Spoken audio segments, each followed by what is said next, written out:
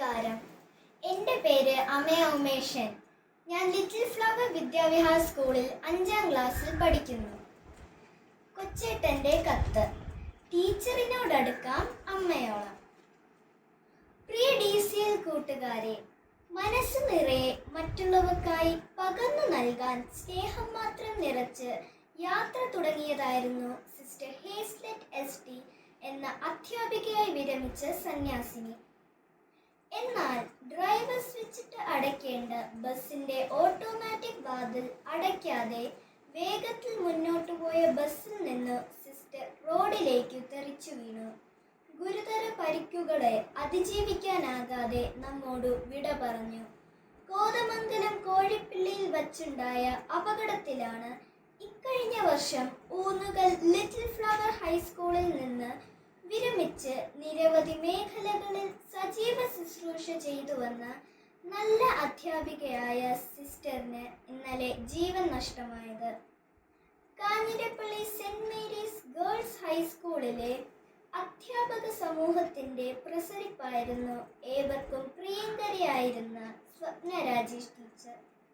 10Cയുടെ class ടീച്ചറും staff സെക്രട്ടറിയും സഹ അധ്യാപകരുടെയും വിദ്യാർത്ഥികളുടെയും മാനേജ്മെന്റിന്റെയും അഭിമാനവും ആഹ്ലാദവുമായിരുന്ന സ്വപ്ന ടീച്ചർ ഇന്നലെ നന്നായി പഠിപ്പിച്ച് എല്ലാവരെയും സന്തോഷിപ്പിച്ച് വീട്ടിലേക്ക് പോയതാണ്.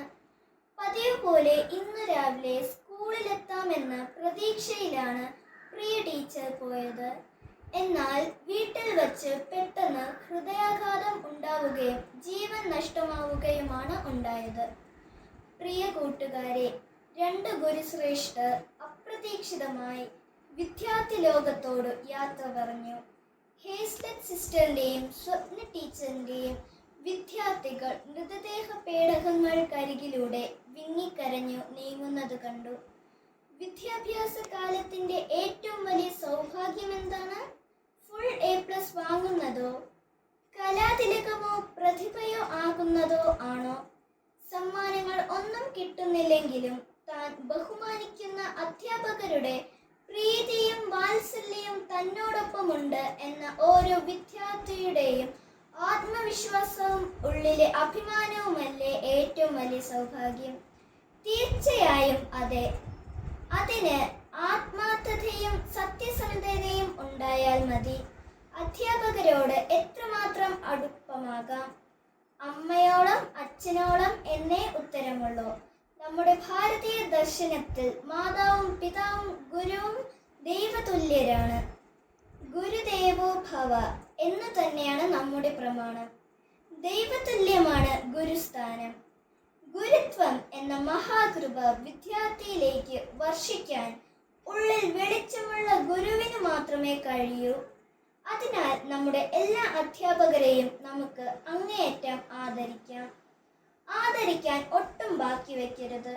അവരെ അമ്മയെപ്പോലെ സ്നേഹിക്കുക. സ്നേഹം ഒട്ടും കുറച്ചു കളയരുത്. അവരെ ഹൃദയം തുറന്ന് സംസാരിക്കാം. മറ്റൊരവസരത്തിലേക്ക് മാറ്റിവെക്കരുത്. പിന്നീട് അവസരം കിട്ടിയെന്ന് വരില്ല. സ്വപ്ന ടീച്ചറിനോടും ഹേസ്ലെറ്റ് സിസ്റ്ററിനോടും പിന്നീട് പറയാനായി അവരുടെ പല വിദ്യാർത്ഥികളും മാറ്റിവെച്ചത് അവരുടെ ഉള്ളിൽ ബാക്കിയാവുകയാണ്. നമുക്ക് ഇന്ന് തന്നെ സഹോദരങ്ങളോട് പുഞ്ചിരി മഞ്ചരികളുമായി നമ്മുടെ അധ്യാപകരുടെ മനസ്സിൽ ശിഷ്യവസന്തം തീർക്കാം. അമ്മയോളം അടുക്കാം. അനുഗ്രഹീതരാകാം. ആശംസകളോടെ സ്വന്തം കൊച്ചേട്ടൻ. നന്ദി.